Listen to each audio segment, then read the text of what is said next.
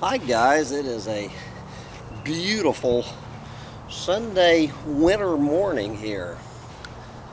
Your old doomsday preacher Hambone Littletail getting up early in the morning on Sunday, January 12th, 2014 to bring you my latest doomsday sermon from the Rock, the January 12th edition. I haven't even had my coffee yet. I don't know how riled up I'm going to get. This is Hambone before his coffee. But anyway, let's dive right into it. One of my all-time favorite doomsday prophets ever. Whenever you want a little dose of doomsday prophecy, it's easy to find. And whenever you open a book by Paul Ehrlich and his wife Anne Ehrlich. Paul and Anne Ehrlich. And this is their book, I think it's from 2009. Never read this book before. Says it all. The dominant animal. Take a wild guess who the dominant animal on this planet is. The dominant animal, human evolution, and the environment by Paul and Anne Ehrlich, where Paul and Anne just kind of just trace how we have been trashing this planet since we first crawled out of the trees, from the time we started raping and pillaging the mollusks of East Africa, right on through the megafaunal extinctions in Australia and in North America. You've heard all these stories before. There's probably nothing new that you're going to hear, but this is preaching to the choir from one of our all-time great prophets. But we're going to jump ahead. We've gone through the history of planet eating by the dominant animal, and he's bringing us up to date. So we're going to jump right on ahead in this book to the chapter Ecosystems and Human Domination of Earth, how we have completely screwed up every ecosystem on this planet. And so starting in at page 195, after I have one more cup of coffee to wake me up.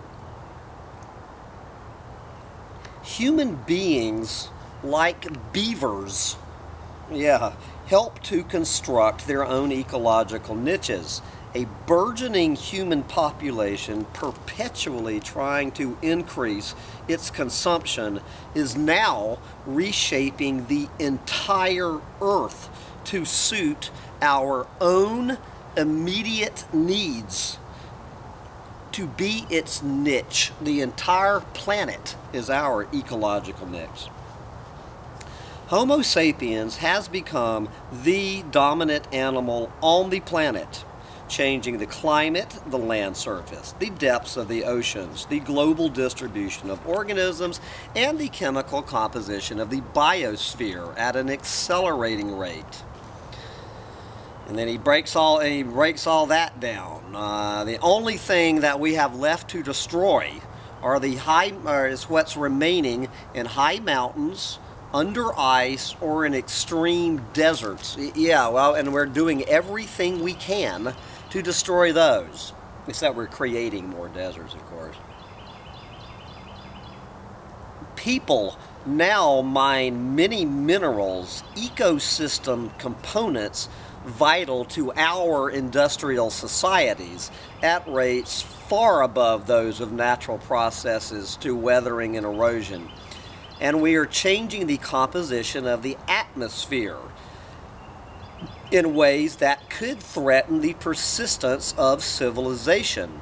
Indeed, with few exceptions, every cubic inch of the biosphere has been influenced directly or indirectly by our species. A 1986 study calculated that humanity had already destroyed or was currently co-opting for its own use almost half of the Earth's net primary production, the basic food energy supply of people and most everything else, by farming, grazing, fishing, building, and so on. And in the process, society was interfering with the ways in which the biosphere supports people now and could support people in the future. 28 years ago, that group of scientists saying that. Okay, and then he talks, and then they break down, as so many of these other books do, the ecosystem goods and services. You know, there's this absolutely Joe question. I've seen this over and over again. Why should we save ecosystems? Why should we save everything from individual species to entire ecosystems? All right, and I'm just going to touch on this to mention a few examples. Well, I'm sorry, why should we save them? The quickest answer is that ecosystems support our lives. Without them, we would all be dead. There you go. Anyway, I'm going to jump ahead. That's really all you need to know about that answer, why we should support ecosystems, because they support us. And then he breaks down what is the state of ecosystem services. This was as of 2005. The Millennium Ecosystem Assessment was a 3-year study published in 2005 in which 1,360 scientists from 95 nations participated. So 9 years ago. The primary intent of the study was to evaluate the suppliers of these vital services. The report is intended to be useful at global, regional, and local levels. It includes not only an assessment of the current state of the world's ecosystems, but also projections of alternative future trends and considerations of related policy choices. Yeah.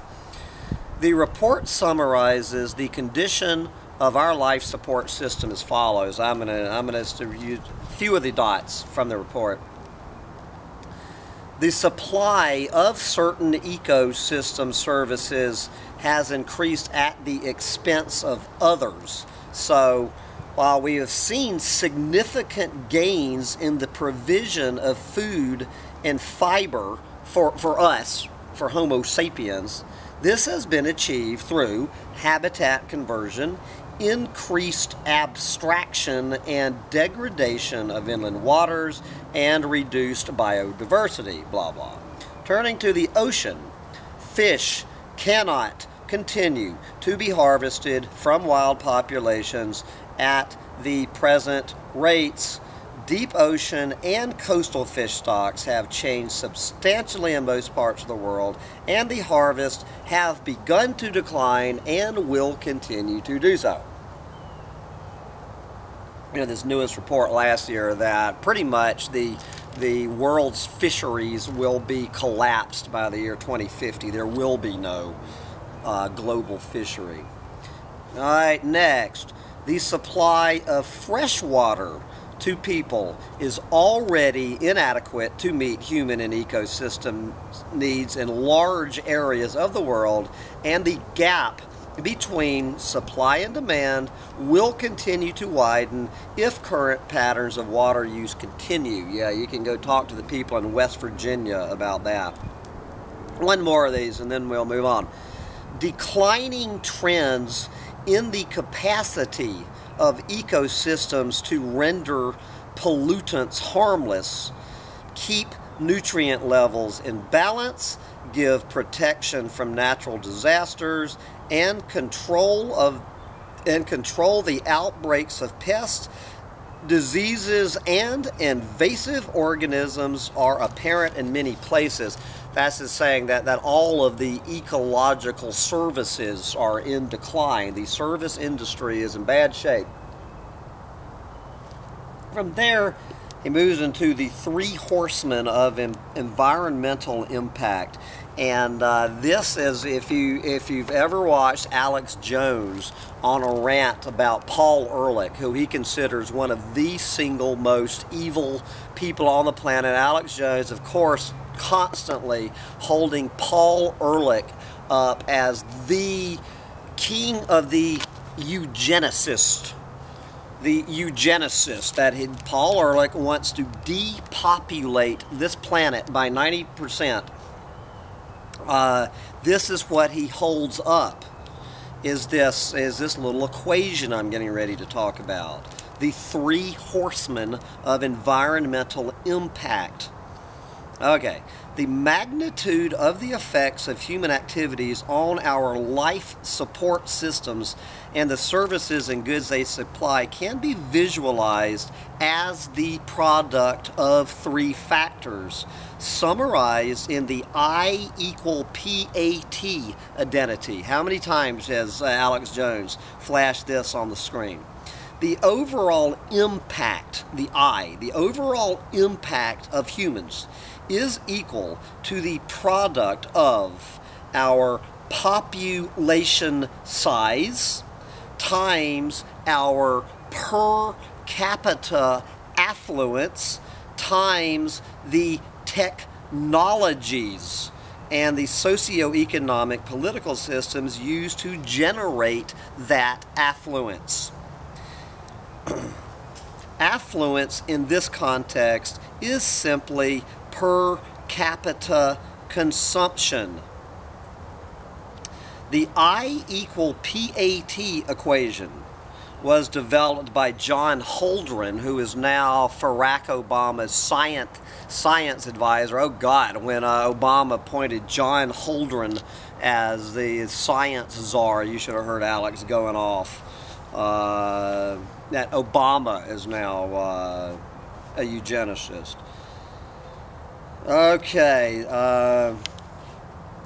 the original intent of this equation developed by John Holdren was to point out such things as, well, that the population problem in the United States, in this country, was more severe than in many overpopulated poor nations because of the high level of affluence and wasteful consumption in the U.S.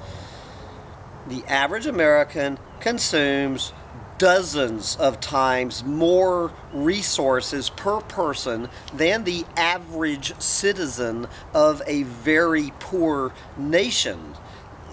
This isn't that hard, guys. In general, a population's impact on the environment could be reduced. And here is where Alex Jones, this is the smoking gun, this eugenicist Paul Ehrlich and John Holdren. A population's impact on the environment could be reduced by their shrinking the population's size. Wow, there you go. Or by taking numerous other actions. Blah, blah, blah, you know, driving less, using mass transit, eating less meat, blah, blah, blah. But nothing is as good as reducing the population size. All right, moving along. The condition of human life support systems has long been of great concern to many scientists. They believe that with present levels of population size and aggregate consumption, humanity cannot be supported long on our single finite Earth. The potential consequences of trying were emphasized in the 1992 World Scientist Warning to Humanity. How many times have I read this passage?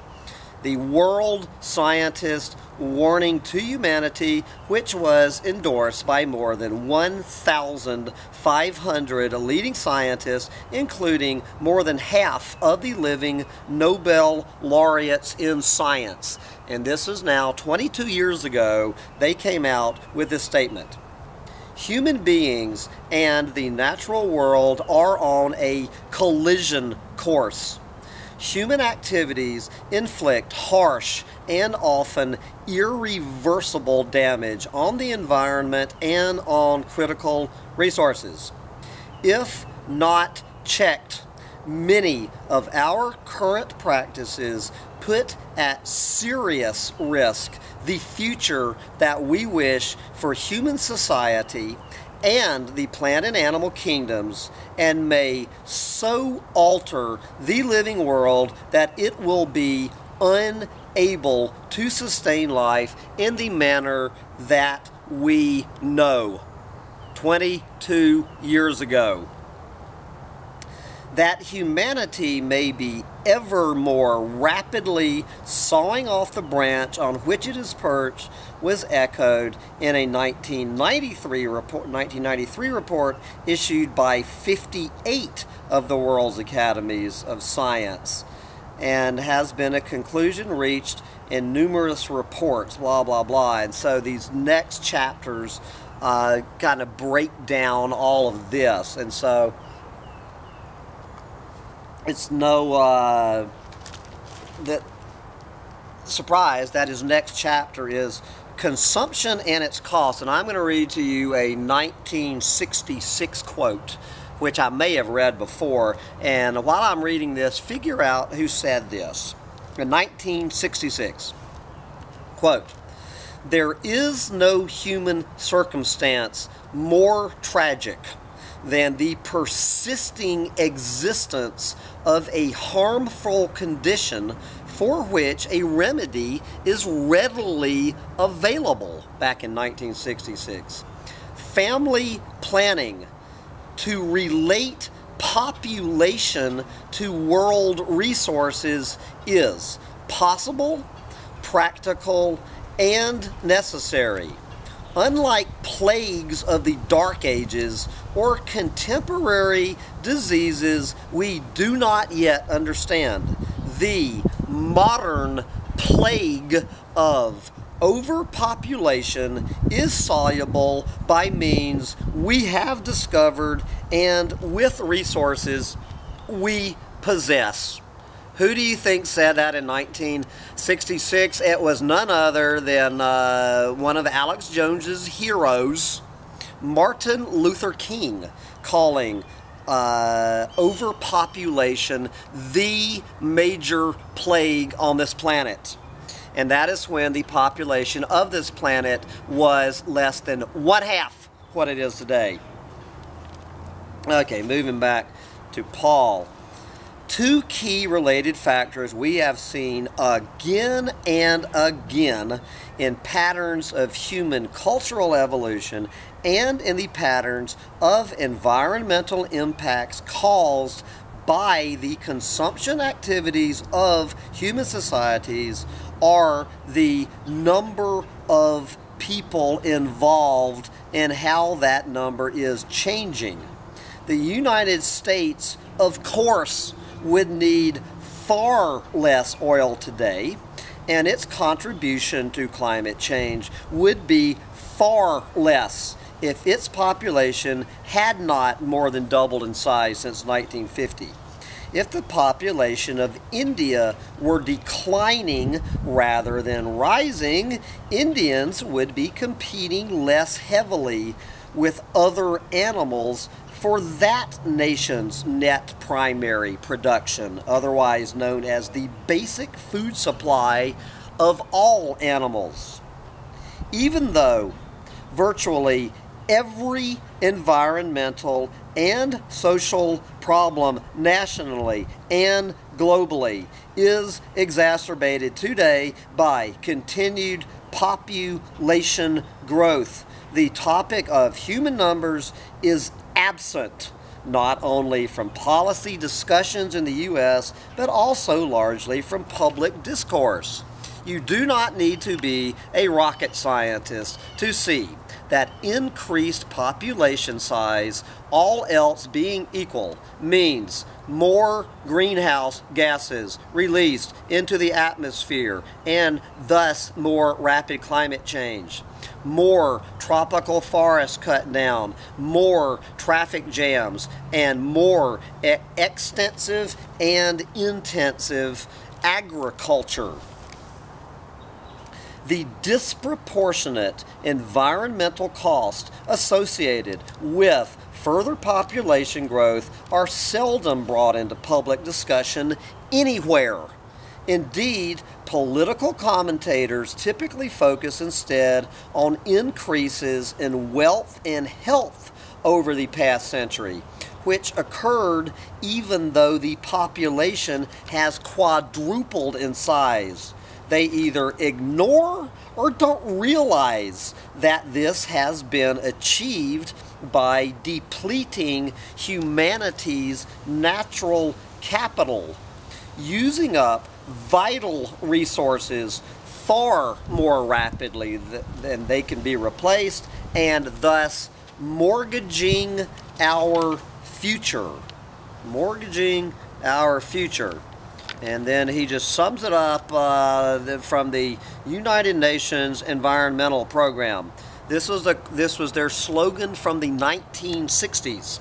Quote, "Whatever your cause, it is a lost cause without population control." Our good old friends at the UN back in the 1960s pointing that out, as Martin Luther King was calling overpopulation the modern plague of this planet. Okay. Then he talks about some progress that was made earlier, and it seems to be there's a little ray of hope in the 1970s, I guess. But anyway, I guess all that fell apart. Let me just jump ahead. Let's see.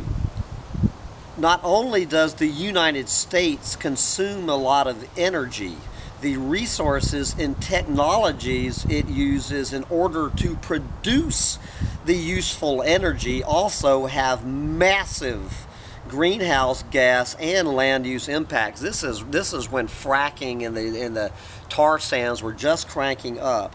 Stripped mined coal, a vast array of pipelines for natural gas and oil, yeah, right, and large coal-fired power plants are defining characteristics of our national technology infrastructure, and China and India are moving in similar directions. You know, he continually points out this whole thing. I say none of this is new for people who follow this, about the rise of China and India as they try to turn into Americans.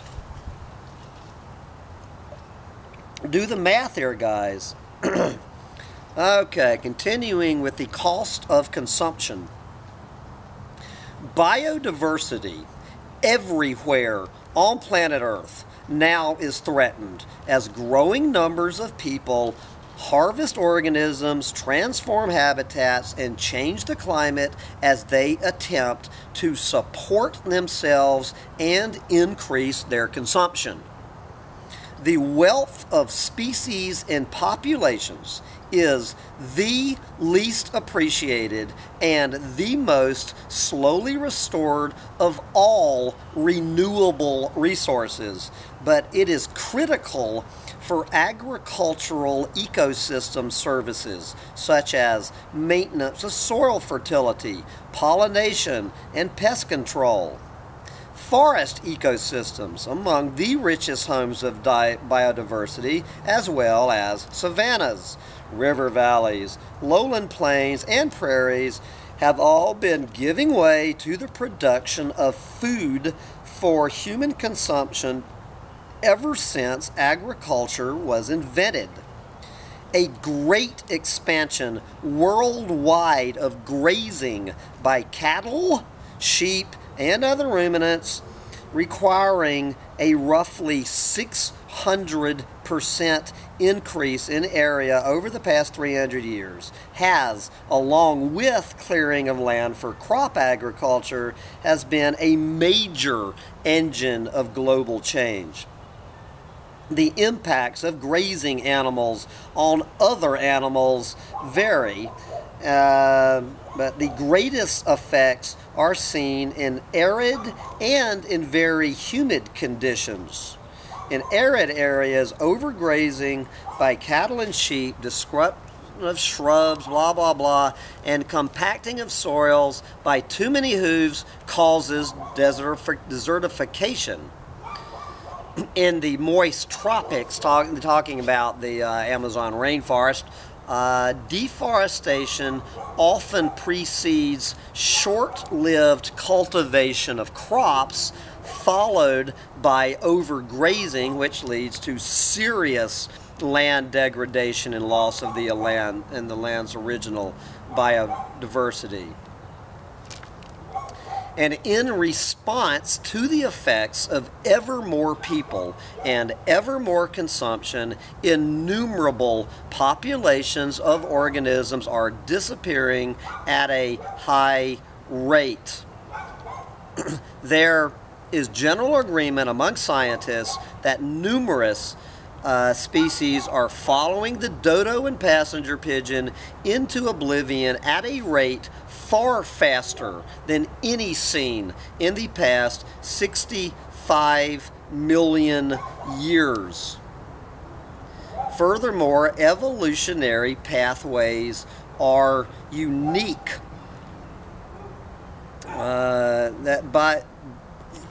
Talking about that, how we're cutting off the evolutionary tree of all of our fellow earthlings. That biologists now agree that humanity has entrained a massive extinction crisis, is perhaps the clearest sign that one single species, Homo sapiens, now dominates this planet and has reached a population level that seriously jeopardizes its own well-being by wiping out populations and species at a rate far beyond that at which evolution can replace them. Humanity is limiting both the potential size of the human population and the amount that each individual on average might consume. And then he goes from there talking about this absolutely horseshit. We could fit everybody on the planet in the state of Texas. The whole planet could move to Texas and we'd each have a quarter acre. There's actually a name for this. This is, I should have known, I've never learned this before. This is called the Netherlands fantasy. Instead, I would call this, in this case, the Texas fantasy.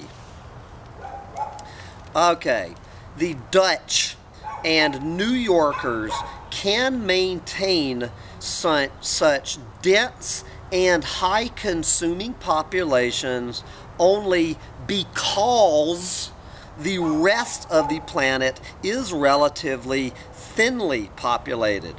They both must import resources. The Dutch to maintain their lifestyle, and the New Yorkers in order to survive. Do you get it, guys? Anyway, enough of this shit. This we could fit everybody in the state of Texas. Good God, when you're confronted with this level of head up your ass, it's just so goddamn redneck. It's just a goddamn. Do you realize anyone who says this? What a completely ignorant, stupid redneck you sound like. You know, I have nothing but pity for you. Anyway, moving along from those dumb, ignorant rednecks. Okay, organizations to counter overpopulation, such as Planned Parenthood, have had a global reach and substantial success. But on curbing overconsumption, there has been far less activity. Yeah, right. There have been no planned consumption or zero consumption growth movements developed in parallel. Nobody is passing out consumption condoms or morning after shopping pills, despite various environmental voices pointing out the effects of overconsumption and a scattering of individuals following voluntary simplicity principles. Most people in both rich and poor countries still view growth in consumption as an unalloyed good. And here come the choppers on a Sunday morning there. Oh boy, we got two of them. We got three military choppers coming over Williams Creek. I'm trying to see if there's a UFO, and are they chasing a UFO? If these three, no, good God, it's a squadron, guys. We have 4 military helicopters. I do not see a UFO in front of them. Anyway, getting back from UFO chasing choppers in South Austin to Paul Ehrlich. Potentially one of the greatest engines for expansion of per capita consumption is what Norman Myers and Jennifer Kent refer to as the new consumers. These new consumers are the more than 1 billion people in 20 leading developing and transitional countries such as China, India, South Korea, Malaysia, Brazil, Argentina, Mexico, Russia, and Turkey, who now have a purchasing power equivalent in the U.S. to at least $2,500 per person annually. A huge advance over the situation 30 years ago. In 2001, we're talking 13 years ago, these new consumers around the world collectively had a purchasing power about 3/5 of that of the American population, and the proportion has increased significantly since then. New consumers by 2001 were driving 125 million cars, almost 1/4 of the world's fleet, and by 2010, meaning now 4 years ago, that could increase to more than 245 million cars on the road, and you better believe that that is ramping up. And then he goes from, he spends a lot of time talking about the all-out assault on tropical rainforest. The unbelievable assault. I cover this a lot in my Friday rants, and then he moves on talking about indigenous people. And quoting this guy I've never heard of, William Voigt. Anyway, exploitation of indigenous peoples for the benefit of faraway populations, meaning Africans for Americans and now Chinese people, is not new, nor is its recognition as such. As long ago as 1948, conservation William Voigt, who was deeply concerned about Central American rural development, vividly described in his pioneering book Road to Survival, in 1948, how population growth, consumption, and destruction of natural capital are linked. This is a quote from 1948. By excessive breeding and abuse of the land, mankind has backed itself into an ecological trap. I do not mean the other fellow. I mean every person who reads a newspaper or a book printed on pulp from vanishing forests, who eats a meal drawn from steadily shrinking lands, puts on a wool garment derived from overgrazed ranges that have been cut by the little hoofs and gullied by the rains, sending runoff and topsoil into rivers downstream and flooding cities hundreds of miles away. Do you think what was true in 1948 when the population of this planet was 1/3 of what it is now? Going back to Paul. From Caribbean and Hawaiian lowlands to the hill country of Brazil and the forest of Central Africa, Southeast Asia, and the Philippines, deforestation, erosion, and squalor have been generated by firms, by the global corporatocracy that bought governments and cared nothing for sustainability. It is not a pretty story, but it is a supremely important one. The process of development as conceived after World War II envisioned the industrialization of less developed nations in Asia, Africa, and Latin America, and international agencies such as development banks, the banksters behind it all.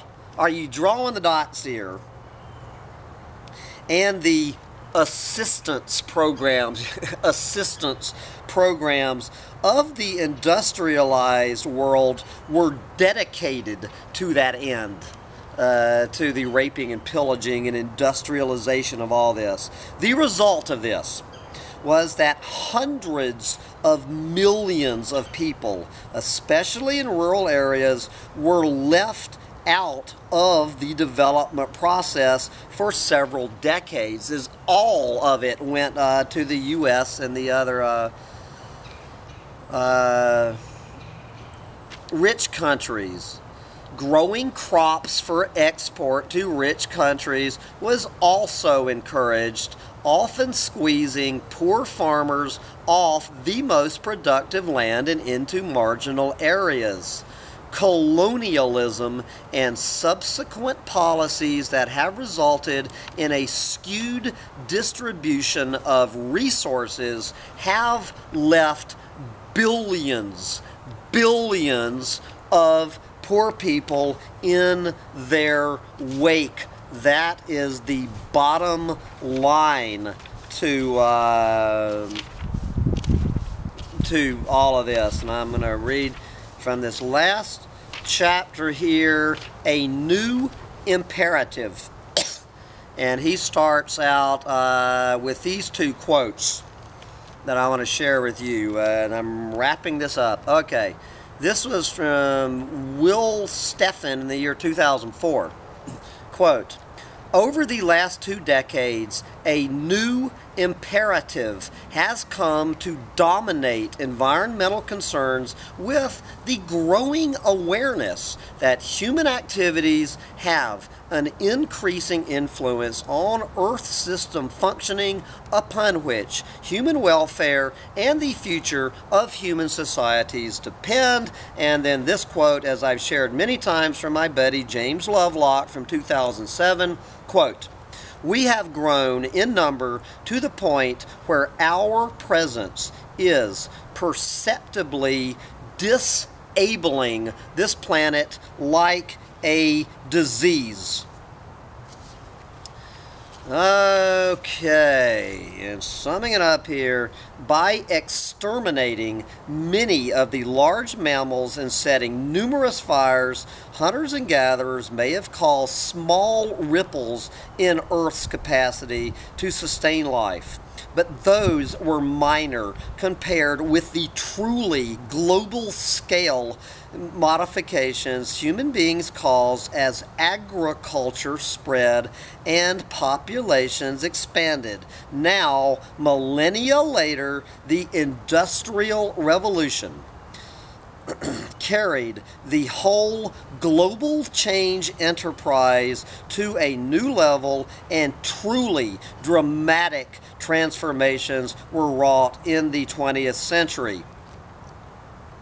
When scientists talk of global change today, they are usually referring to human-caused changes in the environment of sufficient magnitude eventually to reduce the capacity of much of Earth as opposed to local or regional areas to support organisms, especially Homo sapiens. This is a very recent development, a result of the rise of Homo sapiens to planetary dominance. And then he talks about, as I mentioned, the ecological footprint. I will share 2 paragraphs out of this. I know I've probably already passed my 30 minutes. Describing the ecological footprint. Even if it were not for toxification of the planet and the other environmental problems we have been discussing, our species would still be in trouble. You don't need global warming for this species to be in trouble. There is considerable evidence that the enormous expansion of the human enterprise in recent decades has already caused Homo sapiens to overshoot Earth's long-term human carrying capacity, which is the number of people that could be sustained for many generations without jeopardizing the planet's capacity to support a similar sized population in the future. And then he talks about this study from 2002 estimated that humanity's load on this planet was equal to about 70% of the biosphere's regenerative capacity in 1961, when the human population was about 3 billion and per capita consumption of resources and energy was far less than today's. The scientists further estimated that we have exceeded that capacity since the 1980s as the population and per capita consumption both soared. They estimated that in 2002, 12 years ago, civilization's demand on the biosphere had reached more than 120 to 140% of capacity. The scientists were basically saying that things could not continue as they were, that either human behavior toward the environment had to change, or the number of people would have to be reduced, whether through lowered birth rates or an unhappy increase in death rates. And the final paragraph of this rant, from tying it all together, the bottom line of human domination of this planet. Global change not only modifies the environment in which organisms are evolving genetically, it can have a major impact on human cultural evolution as well. We humans started our planet-altering rise to dominance by killing and eating big mammals. Now, our hard-earned dominance threatens our own civilization, and it will therefore greatly influence future trajectories in our cultural evolution, and in turn, what they portend for humanity's life support systems. There you go. Thank you, Paul Ehrlich and Ann Ehrlich, spelling it out in my newest favorite Bible of the Apocalypse for the week, The Dominant Animal, Human Evolution and the Environment. The bottom line, we reduce our numbers through, we voluntarily reduce our numbers through birth control, or Mother Nature is going to come up with some unhappy ways to increase the death rate. Our choice, guys. I made my choice at age 22 when I got a vasectomy before I ever had a kid. So don't blame me for the unhappy rise in death rates this planet is heading into. And that wraps up my sermon for January 12th, 2014, and I'm off to Enchanted Rock. Bye, guys.